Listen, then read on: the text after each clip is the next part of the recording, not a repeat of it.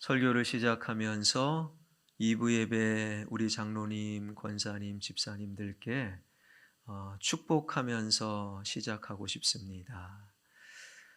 그리스도인으로 살아가는 것이 사실 이 세상에서 쉽지 않지만 하나님의 은혜로 그리스도인이 되었고, 그리고 그리스도인으로 오늘을 살아가기로 작정하신 여러분 참 잘하셨습니다. 그리스도인으로 오늘을 살아가면서 하나님의 도우심과 하나님의 은혜와 하나님의 능력이 여러분의 삶과 가정과 일터 위에 차고 넘치길 주님의 이름으로 축복합니다.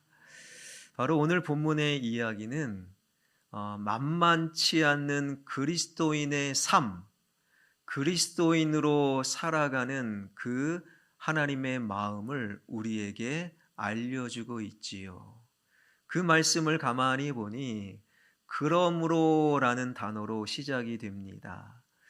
그러므로라는 이 단어는요, 바로 로마서 12장 앞부분, 그러니까 1장부터 11장 전체를 정리하는 단어예요. 그러니 그러므로라는 단어로 시작되는 로마서 12장을 제대로 이해하기 위해서는 로마서 1장부터 12장 내용 전체를 한 문장으로 요약할 수 있어야 합니다. 한 문장으로 요약하면 이렇게 요약이 되지요. 하나님의 놀라운 사랑과 구원의 능력으로 자격 없는 내가 구원받아 그리스도인이 되었습니다. 하나님의 사랑과 능력으로 자격이 없지만 나를 살려주셔서 우리가 그리스도인이 되었습니다. 이것이 로마서 1장부터 11장을 한 문장으로 정리하는 바로 내용이라는 거예요. 그리고 12장으로 넘어와서 그러므로 그리스도인 된 나는 이렇게 살아가야 됩니다. 이 말씀이 바로 로마서 12장의 내용이라는 것이지요. 그리스도인 된 우리가 이렇게 살아야 됩니다. 하나님의 마음을 들려주는 로마서 12장은 1절에서 이렇게 시작됩니다. 1절 말씀, 그러므로 형제들아 내가 하나님의 모든 자비하심으로 너희를 권하노니 너희 몸을 하나님이 기뻐하시는 거룩한 산제물로 드리라. 이는 너희가 드릴 영적 예배니라. 하나님의 사랑과 능력으로 그리스도인이 되었습니다. 그리스도인 된 내가 어떻게 살아가야 됩니까? 너희의 몸을 거룩한 산 제물로 드려야 된다. 하나님께서는 말씀하고 계시는 거예요. 여기서 두 가지 단어를 해결하고 넘어가 보면 너희의 몸, 이 몸이라는 단어는요, 그저 눈에 보이는 우리 몸뚱아리, 우리 육체를 말하는 것이 아니에요. 육체를 포함해서 보이지 않는 당신의 생각, 보이지 않는 당신의 마음, 보이지 않는 당신의 속, 당신의 인격, 당신의 의지, 즉 그리스도인 된 그 사람의 전 존재, 그러한 의미가 있는 거예요. 그저 우리 몸뚱아리가 예배당에 있다고 예배를 드리는 것이 아니라 당신의 생각과 당신의 마음과 당신의 의지와 인격, 당신의 전 존재가 바로 하나님 앞에 거룩한 산제물이 되어야 한다라는 것이지요. 두 번째 해결해야 될 단어, 산제물. 그 단어는요, 말 그대로 살아있는 제물이라는 뜻이지요. 구약시대의 제사 가운데 반드시 필요한 게 제물입니다. 그런데 구약시대의 제물은 두 가지가 충족이 되어야 되는데, 하나는 흠이 없어야 돼요. 그래서 재물이 될 수 있는 거예요. 두 번째는 재물은 죽어야 되는 거예요. 구약 시대는 흠없는 재물을 죽여서 하나님께 드리면 됩니다. 그런데 예수 그리스도로 시작된 신약 시대는 죽은 재물 말고 산 재물을 하나님께서 우리 그리스도인들에게 요청하고 계시는 거예요. 그러니 산 재물은 어떤 의미가 있느냐? 우리가 이 땅에서 살아있는 동안 내 삶이 재물이 되어야 한다라는 거예요. 살아있는 내 몸이, 살아있는 내 생각이, 살아있는 동안 나의 결정과 판단이, 이 땅에서 나의 삶이 하나님 앞에 죽어 하나님 보시기에 흠없는 재물이 되어야 한다. 이것이 바로 너희 몸을 거룩한 산재물로 드려라. 그리스도인의 삶을 정확하게 보여주는 하나님의 마음이라는 거예요. 어떤 목사님이 이 부분을 설교하시면서 이렇게 비유적으로 설명을 하시더라고요. 거룩한 산재물은 내가 죽고 이제는 예수님으로 인하여 사는 것입니다. 재물은 죽어야 되지요. 예수님을 죽이는 것이 아니라 내가 죽고 이제는 이 땅에서 우리는 살아야 되는데 이제는 예수님으로 인하여 사는 것, 이것이 바로 거룩한 산재물을 잘 설명하는 표현인 거예요. 이 1절 말씀에 의지하여 여러분을 축복하며 권면합니다. 여러분의 모든 영역, 여러분의 육체, 여러분의 보이지 않는 속 전체가 하나님 앞에 흠없는 거룩한 산재물 되길 주님의 이름으로 축원합니다. 아멘. 그런데 우리가 여기서 한 걸음 더 들어가 그렇다면 내가 죽고 예수님으로 삽니다. 내가 흠이 없는 거룩한 산재물이 됩니다. 어떻게 하면 됩니까? 바로 2절에서 그 말씀을 하고 있는 거예요. 2절 말씀은 다 한번 읽겠습니다. 시작. 너희는 이 세대를 본받지 말고 오직 마음을 새롭게 함으로 변화를 받아 하나님의 선하시고 기뻐하시고 온전하신 뜻이 무엇인지 분별하도록 하라. 성경은 명확하게 말씀하고 계시지요. 우리의 삶이 흠이 없는 거룩한 산재물이 되기 위해서 이 세대를 본받지 마십시오. 마음을 새롭게 함으로 변화를 받으십시오. 하나님의 뜻이 무엇인지 분별하십시오. 세 가지를 말씀하고 계시지요. 첫 번째, 이 세대를 본받지 말아야 한다라고 말씀하고 계세요. 이 세대는 사실 어렵지 않지요. 하나님과 상관없는 세상. 그러니까 하나님을 아직 몰라요. 그리고 하나님을 알지만 하나님을 거부함으로 하나님과 상관없이 살아가는 세상, 그 세상을 본받지 말아야 거룩한 산재물의 삶은 시작된다라는 거예요. 본받지 마십시오에서 본이라는 헬라어 단어를 좀 우리가 쉽게 와닿게 비유적으로 설명하면 이 본이라는 단어는요, 금형을 상징할 수 있어요. 금형이 뭡니까? 그러니까 어떤 제품을 대량으로 찍어내기 위해 만든 틀, 그게 금형 아니겠습니까? 그러니까 어떤 틀을 만들어서 자동차를 대량으로 찍어내는 거예요. 어떤 틀을 만들어서 휴대폰을 대량으로 착착착 찍어내는 것, 그러한 기본 틀, 그것이 금영인데, 이 세상의 풍조, 이 세상의 유행, 이 세상의 좋은 것을 기본 틀, 금영으로 삼아 내 삶을 찍어내면 안 된다라는 거예요.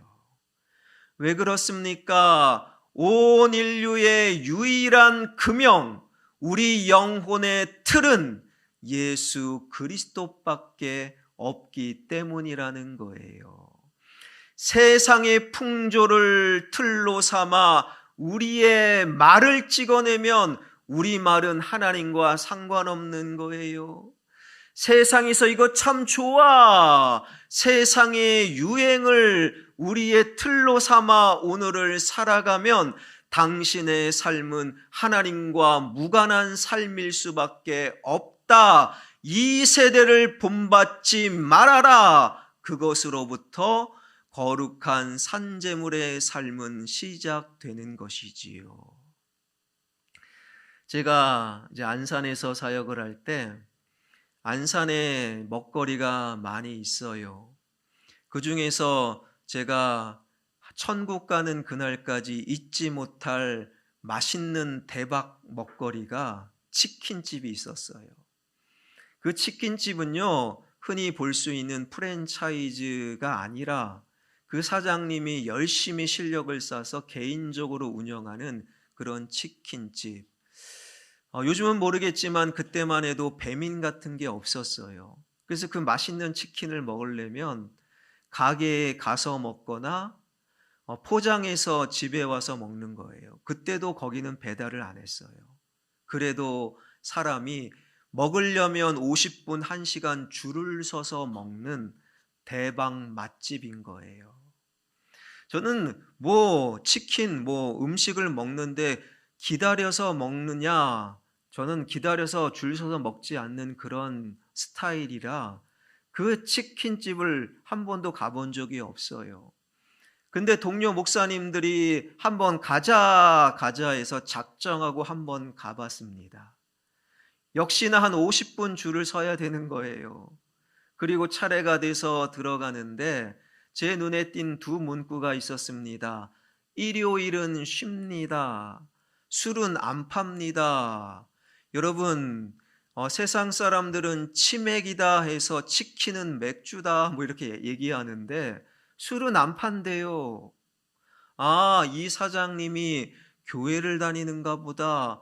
그런데 주일은 쉽니다가 아니라 일요일은 쉽니다. 교회를 안 다니시는가? 궁금한 거예요. 그래서 차례가 되어 자리가 나 들어가서 주문을 하면서 사장님처럼 보이는 분에게 물어봤어요. 혹시 교회 다니십니까? 안 다닌대요. 그런데 왜 술을 안 팝니까? 그분이 대답하시기를 처음엔 팔았지요. 그런데 술을 팔다 보니 지저분하고 소란도 크고 문제가 많아서 술을 안 팔기 시작했고 대신 닭의 정성을 쏟았습니다. 지금은 술 안 팔아도 살만합니다. 그리고 드디어 그 맛집 치킨이 나왔어요. 그리고 한 입 베어 물으니 정말 맛있더라고요. 목회 은퇴하면 찾아가서 2호 좀 내주세요. 좀 하고 싶어요. 정말 맛있어요. 그리고 먹으면서 속으로 계속 생각이 나는 것은 이런 맛이니 1시간 기다리고 먹는 거구나. 이 정도 되니 일주일에 한 번 문 닫아도 되겠구나. 술을 안 팔고 장사할 수 있는 비법은 맥주보다 닭이 맛있으면 되겠구나. 여러분, 하나님을 믿지 않는 세상은 그 정도 되면 성공한 거예요. 그 정도 되면 인정받는 거예요.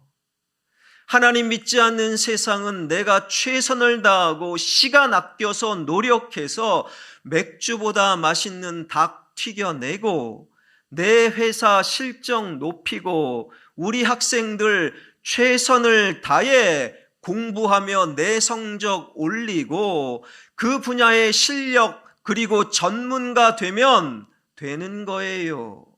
필요하면 수단과 방법 가리지 않고 그 자리에 오르고 내 옆에 있는 그 사람이 어찌 되든 상관하지 않고 내 소유를 늘리고 내 계획을 이루면 그저 세상에서는 잘 살았다, 성공했다 평가를 받는 거예요. 그러나 그리스도인들은 아니지요. 그리스도인은 달라야 됩니다. 열심히 사는 것은 기본이고 그것에 더하여 나의 열심과 최선이 내가 만들어낸 결과물과 내 소유가 과연 하나님 뜻에 합당한가? 우리는 여기까지 생각하다 보니 이 세상에서 그리스도인으로 살아가는 것이 쉽지 않은 거예요. 목사인 저도요, 때로는 예수님 쏙 빼고 살고 싶을 때가 왜 없겠습니까? 그러나 쉽지 않지만 예수님 빼고 찍어내는 우리의 소유물, 예수님 없이 만들어낸 우리 모든 결과물은 결코 바른 것일 수 없다라는 거예요. 왜요? 우리의 금형, 우리의 영혼의 틀은 예수 그리스도밖에 없기 때문이지요. 그래서 예수님 때문에 때로는 오래 걸려도, 예수님 때문에 기다려도, 예수님 때문에 눈앞에 유익 포기할 때도, 예수님 빼고 열심히 사는 이 세대를 본받지 않을 때 비로소 그 삶은 흠이 없는 거룩한 산재물 될 수 있다라는 거예요. 이 말씀 마음속에 새기며 예수님 없는 이 세상 본받지 않는 저와 여러분 우리 모두가 되길 주님의 이름으로 축원합니다. 어떻게 내 삶 흠이 없는 거룩한 산재물이 될 수 있는가? 하나님은 두 번째 이 말씀 하시잖아요. 마음을 새롭게 함으로 변화를 받아라. 여러분, 성경이 말하는 변화는 다른 것이 아니에요. 마음이 새로워지는 것이 변화입니다. 그냥 목사님 이발하셨네요. 이게 변화가 아니에요. 성경이 말하는 변화는 마음이 새로워지는 것, 마음이 새로워질 때 우리에게 찾아오는 변화는요, 겉모습이 달라지는 체인지 뿐만 아니라 보이지 않는 우리의 속과 본질이 달라지는 트랜스포메이션까지 포함하는 변화를 말하는 거예요. 그렇다면 어떻게 마음이 새로워질 수 있을까요? 이것은 너무 쉬워요. 우리 마음의 기준이 하나님 말씀이 될 때 우리 마음은 새로워지고 우리 안과 밖은 달라질 수 있다. 이것을 가리켜 거룩한 산재물이 되었습니다 라고 말하는 거예요. 하나님 말씀을 내 마음의 기준 삼아 마음이 새로워져 우리 삶의 안과 밖이 달라집니다. 하나님은 그 말씀하고 계시는 거예요. 수원에 한 교회가 있어요. 그 교회의 이야기입니다. 그 교회 오래전 그 교회 목사님께서 이제는 그 교회를 개척을 하셨어요. 그리고 개척하고 나서 개척 멤버들이 열심히 복음을 전한 결과 가장 먼저 그 교회에 전도되어 등록한 새 가족이 젊은 남자분이랍니다. 얼마나 귀하겠어요. 그런데 그 남자분이 한 몇 년 정도 다니다가 교회를 옮겼는데 나중에 이제는 알고 보니 그분의 직업이 사기꾼이었대요. 사기꾼. 그러니까 몇 년 다닐 때 했던 모든 말이 거짓말이랍니다. 그리고 이리저리 많지 않는 성도들, 개척교회 성도들 사기치고 등쳐먹고 꽤 많은 돈을 다 가지고 도망갔대요. 그러니까 교회가 얼마나 힘들었겠습니까? 그래도 하나님의 은혜로 그 사기꾼, 그 피해로부터 이제는 벗어날 즈음에 그 사기꾼이 다시 왔대요. 왜 왔습니까? 그 사기꾼이 하는 말이 기가 막힙니다. 어디 가서 또 몇 년 동안 사기치다가 이번에는 그 교회와는 달리 고소 고발이 이어져서 빼도 박도 못해 이제 감옥에 갈 판이라는 거예요. 그 기간 동안에 어찌 결혼도 하고 어린아이도 하나 낳았대요. 그런데 내가 감옥 생활 동안 몇 년 동안의 처자식을 돌봐줄 곳은 교회밖에 생각이 나지 않아. 이렇게 염치를 무릅쓰고 찾아왔노라고. 감옥 생활 동안에 처자식을 좀 돌봐주세요. 그러고 왔대요. 여러분, 교회가 그것 해야 됩니까? 말아야 됩니까?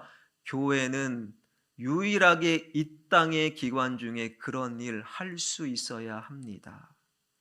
그래서 목사님과 교회가 사기꾼이 남겨놓은 처자식을 몇 년 동안의 정성을 다해 돌봐줬대요. 그런데 한 권사님, 그 권사님이 제일 피해를 많이 봤대요. 피해 액수가 이만저만이 아니에요. 그 피해를 본 권사님이 놀랍게도 매주 찾아갔답니다. 면회를 하고 처자식 이야기를 들려주고 복음을 전하고 성경책 사주면서 이 성경 꼭 읽으라고 영치금도 넣어주고. 그러니까 사기꾼이 고마운 거예요. 미안한 거예요. 권사님께 이랬답니다. 권사님, 소원 하나 들어줄게요. 감옥 안에 있는 사람이 무슨 소원을 들어줍니까? 다 필요 없어. 그냥 많은 시간 성경 좀 읽어. 그게 내 소원이야. 그리고 실제로 그 소원을 들어 성경을 읽기 시작을 했대요. 여러분, 성경을 읽기 시작하면 사기꾼도 달라집니다. 그리고 성경을 읽다 보니 정말 달라졌대요. 그리고 만기 출소를 해서 그분이 정말 달라지고 교회가 노력해서 한 보험회사 영업 말단 직원으로 일을 하게끔 했대요. 그런데 그분이 정말 달라져서 이런 결단을 했답니다. 그동안에 내가 평생 사람 등쳐먹고 살았는데 이제는 사람 섬기며 살겠습니다. 정말 섬기는 거예요. 찾아온 고객의 형편을 잘 듣고 설사 그 직원에게, 그 사람에게, 그 사기꾼에게 손해가 있더라도 그 보험 상품 계약을 하고 자기가 취급하지 않는 다른 회사 보험 상품까지 찾아가 계약을 성사시키고, 그러니 정말 달라진 거예요. 보험회사 직원 이렇게 정직한 사람은 만나본 적이 없다. 입소문이 무섭잖아요. 6개월 정도 지나니 입소문에 사람들이 찾아옵니다. 그리고 그 사람의 전화가 불이 나는 거예요. 그러다 보니 그 지점에 조만간 실적 1등이 되고 그 회사 전국에서 1등을 차지하게 되었다라는 이야기. 여러분, 우리의 관심은 1등이다가 아니에요. 하나님 말씀 읽기 시작할 때 사기꾼마저도 안과 박 새로워질 수밖에 없다. 반대로 어떠한 인간의 노력으로도 어떠한 인간의 결단으로도 우리의 옛삶을 벗을 수 없고 하나님 말씀 가까이 하지 않는 인생은 내일의 소망을 생각할 수 없다. 그래서 하나님께서는 하나님 말씀을 가까이 함으로 마음을 새롭게 하여 안과 밖으로 변화되십시오. 그것을 가리켜 거룩한 산제물이다 말씀하고 계시는 거예요.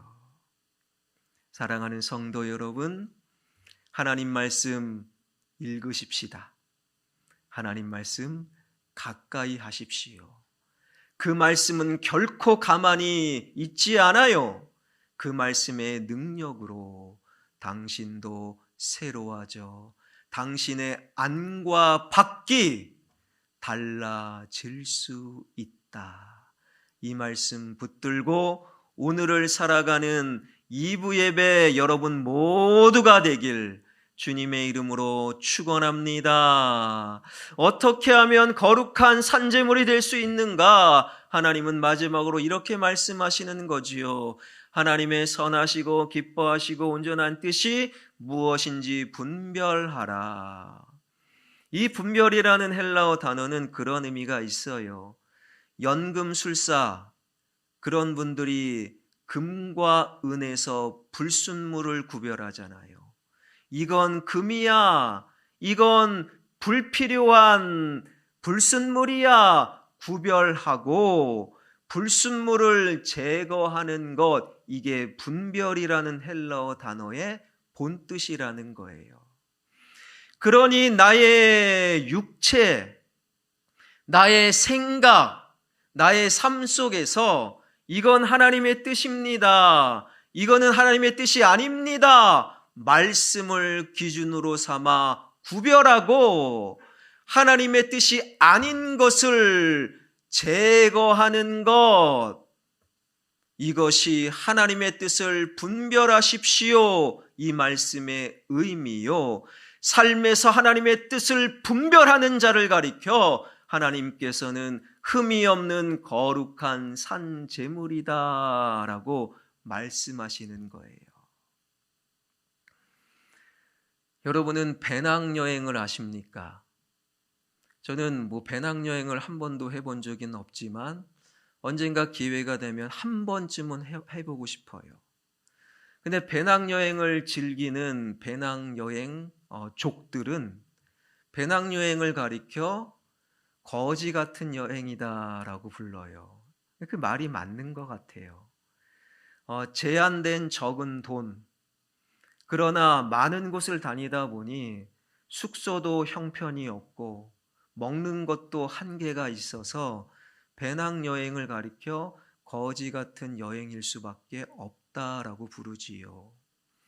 그런 배낭여행객들이 어느 나라, 어느 도시에 가면 여기에는 꼭 머물러야 됩니다라는 나름대로의 숙소가 있대요. 그 숙소를 가게 되면요, 일단은 가격이 싸요. 그것은 기본이고 더 가성비가 좋은 여행을 할 수 있도록 깨알 같은 정보가 적혀 있는 게스트북이 저마다 있대요. 그 게스트북을 들춰보면 먼저 지나간 여행객들이 남겨놓은 메모, 그러니까 어떤 식당에 가게 되면 몇 시에 가게 되면 가성비 좋게 풍성히 먹을 수 있습니다 라는 정보라든지, 어느 그 관광지로 가게 되면 버스로 가는 것보다 이렇게 걸어가면 더 좋습니다 라는 깨알과 같은 정보가 적혀 있는 그 게스트북. 그런데 배낭여행객들 사이에 중동을 갈 때, 특별히 요르단을 가게 되면, 요르단은 사실 볼 게 많아요. 거기엔 페트라도 있고 사해도 있고, 그리고 기독교인들이 반드시 가야 되는 모세가 죽은 느보산도 요르단에 있지요. 중동 여행에서 요르단은 빠지지 않는 관광지인데, 요르단에 가게 되면 암만, 수도 암만에 있는 클리프 호텔을 반드시 가세요라고 그 게스트북에 적혀 있다는 거예요. 왜 클리프 호텔을 가는가? 우리나라로 따지면 장급 여관 정도밖에 안 되는 싼 클리프 호텔을 왜 꼭 가야 되는가? 더 싼 여인숙과 같은 숙소도 있는데 바로 클리프 호텔의 종업원 사미르라는 종업원이 있기 때문이라는 거예요. 요르단에 가게 되면 반드시 사미르라는 사람이 있는 클리프 호텔에 반드시 머무십시오. 그 사미르가 어떤 사람이겠습니까? 잘생겼을까요? 박학다식한 지식인일까요? 요리 실력이 뛰어난 실력자일까요? 그 게스트북에 소개되어 있기를 He's the kindest man in the world라고 되어 있대요. 그러니까 세상에서 제일 친절한 사미르가 있는 클리프 호텔에 꼭 머무십시오.